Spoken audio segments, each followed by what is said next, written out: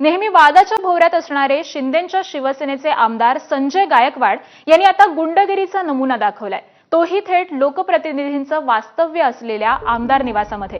मात्र 3 तास उलटून देखील अद्याप संजय गायकवाडांवर गुन्हा दाखल करण्यात आलेला नाहीये।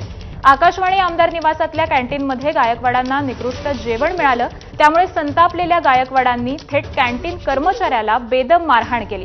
त्यांच्या राड्याचा व्हिडिओ समोर आल्यानंतर विरोधकांनी टीकेची झोड उडवली। त्यावेळीच ते चक्क बनियनवर होते, यावरही विरोधकांनी आक्षेप घेतला। हा सत्तेचा माज असल्याचा आरोप विरोधकांनी केला। खासदार सुप्रिया सुळे यांनी देखील पुण्यातील स्वारगेट पोलीस स्टेशनमध्ये तक्रारही दाखल केली।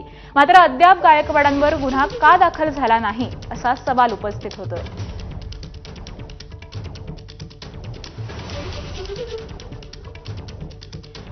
दरम्यान ॲडव्होकेट प्रदीप घरत यांनी यावर काय प्रतिक्रिया दिली आहे पाहूयात। कायद्याला कार्यान्वित कोणतीही व्यक्ती करू शकते, कोणत्या परिस्थितीत?